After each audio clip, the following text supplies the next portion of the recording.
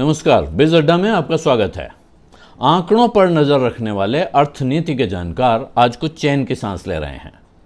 पिछले पूरे वित्त वर्ष यानी 2020-21 के और उस साल की चौथी तिमाही यानी इस साल जनवरी से मार्च के बीच जीडीपी का हाल उम्मीद से बेहतर दिखाई पड़ रहा है। पूरे साल के लिए कहें तो जहां करीब 8% की गिरावट का अनुमान लगाया जा रहा था, वहीं गिरावट का यह आंकड़ा 7.3% पर ही थम गया है।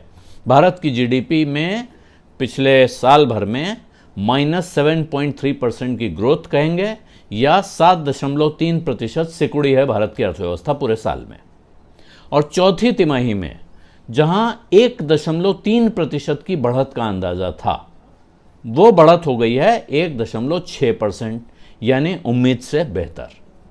हालांकि भारत की अर्थव्यवस्था के लिए ये जो आंकड़े हैं ये पिछले 40 साल के सबसे खराब आंकड़े हैं, लेकिन फिर भी राहत की बात यही है कि जितना डर था हालात उससे कुछ बेहतर दिखाई दिए। साल की पहली 2 तिमाहियों में जबरदस्त गिरावट के बाद तीसरी तिमाही यानी अक्टूबर से दिसंबर के बीच भारत की जीडीपी में मामूली बढ़त दर्ज हुई थी। 0.4% की यह बढ़त उत्साहजनक तो कतई नहीं थी, लेकिन इतना संतोष जरूर देती थी कि लगातार तीसरी तिमाही मंदी में नहीं बीती। अब संशोधित अनुमान में यह आंकड़ा 0.5% यानी ½ हो गया है, कुछ और बेहतर। और यही भारत की अर्थव्यवस्था के मंदी से उबरने का औपचारिक संकेत भी था। एक टेक्निकल रिसेशन जिसे कहा जा रहा था कि अर्थव्यवस्था की परिभाषा के हिसाब से, क्योंकि भारत मंदी में प्रवेश कर गया था, अगर 2 तिमाही लगातार कॉन्ट्रैक्शन होता है, अर्थव्यवस्था सिकुड़ती है तो उसे मंदी माना जाता है। तीसरी तिमाही में टेक्निकली रिसेशन से बाहर आ गया भारत, इसलिए भी अच्छी खबर थी। ज्यादातर जानकारों को उम्मीद ये थी कि फरवरी 2021 में कोरोना की दूसरी लहर शुरू होने के बावजूद पिछले वित्त वर्ष की चौथी तिमाही यानी इस साल जनवरी से मार्च के बीच भी इकोनॉमी में कुछ और सुधार ही नजर आएगा। स्टेट बैंक ऑफ इंडिया का नाउ कास्टिंग मॉडल यानी भविष्यवाणी के बजाय वर्तमान का हाल बताने वाली गणित के हिसाब से इस दौरान जीडीपी में 1.3% की बढ़त दिखनी चाहिए थी।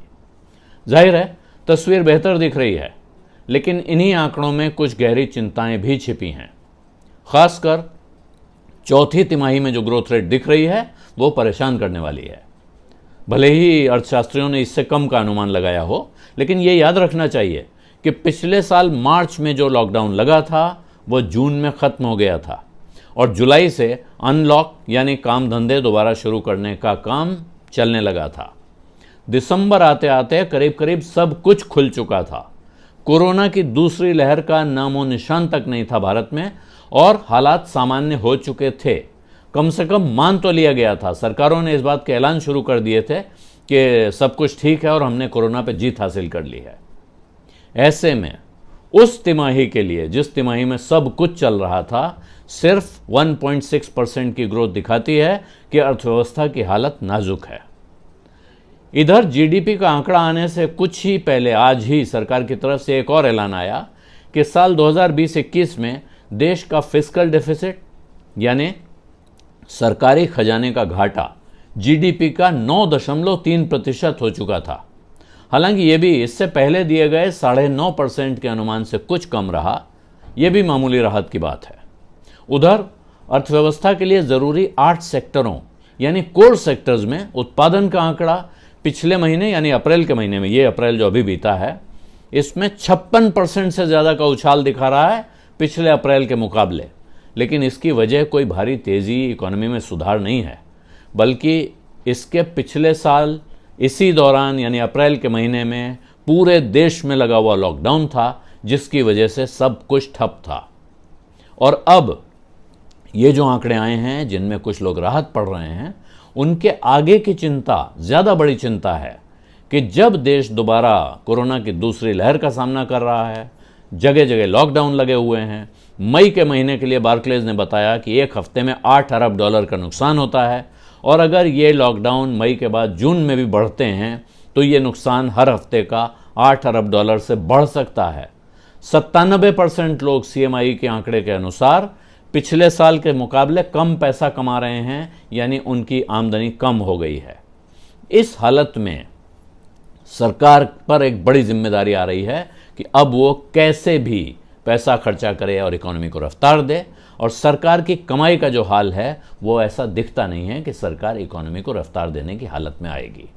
और जो जीडीपी के आंकड़े आ जाए हैं उसके हिसाब से जो प्राइवेट फाइनल कंजम्पशन का आंकड़ा है, सरकार के अलावा जो लोग खर्च करते हैं, हम आप जैसे लोग या प्राइवेट कंपनियां, उस खर्च में भारी गिरावट है। जो बढ़त है वो सरकार के खर्च में है, ये भी चिंता का विषय है। इसका अर्थ है कि इकोनॉमी में अभी तक लोगों का, व्यापारियों का भरोसा नहीं लौटा है।